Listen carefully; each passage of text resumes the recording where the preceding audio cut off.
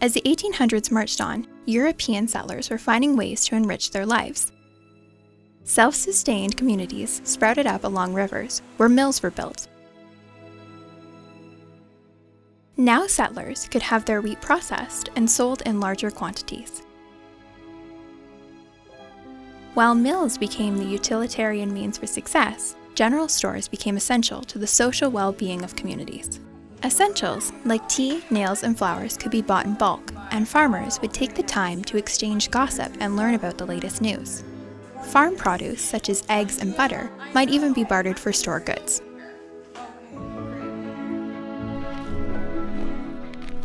The benefits of a prospering community were reflected in the simple conveniences of a traditional home of the time.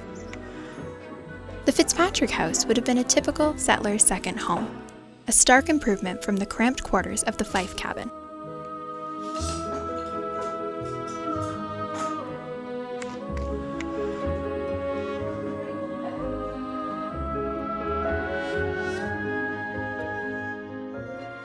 A large stone hearth sits at the center of the home, providing warmth. Meals would have been prepared over the fire using pots and Dutch ovens. While the house was constructed with more care, temperatures would have dipped below zero in the winter, with no option for heating the upper rooms. Michael and Susan Fitzpatrick would have taken turns sleeping through the night, a practice called segmented sleeping, in order to keep the fire going and complete small chores.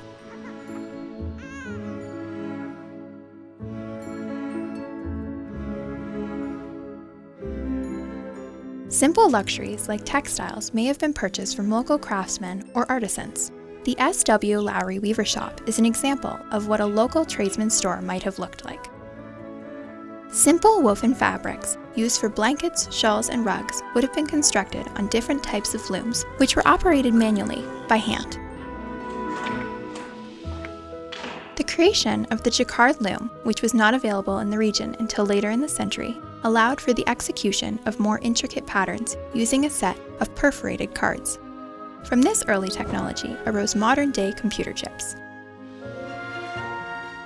Besides these few luxuries, the Fitzpatrick family would have made most things needed for daily life.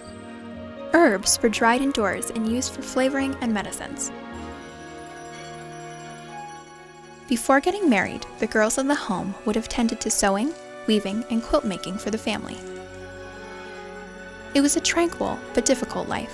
While settlers like the Fitzpatricks had left behind the hardships of early homesteading, their lives were driven by work and meeting their needs. Even so, the successes of Peterborough County farmers were beginning to catch the attention of the British monarchs.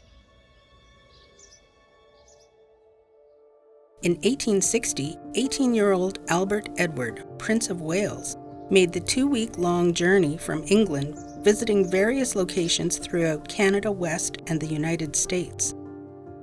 His ship landed in Coburg to a great reception. The leaders of the surrounding Mississauga communities greeted him with handmade gifts. Apparently, Prince Albert was so taken by the beauty of the area, he named it after Henry Longfellow's poem, The Song of Hiawatha, of which he was quite fond.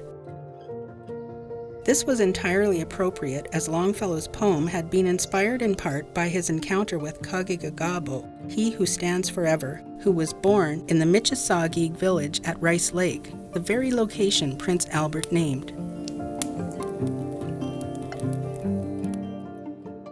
These moments of celebration and hard work marked the path towards Confederation.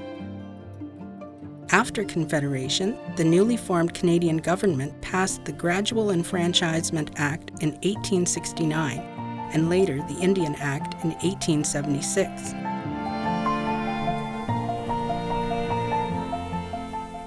While settlers were establishing their lives and becoming more comfortable, the Mississauga were having to adapt to the imposition of these acts, along with the introduction of Indian agents. New Western methods of governance were undermining their traditions and politics, an impact still felt today.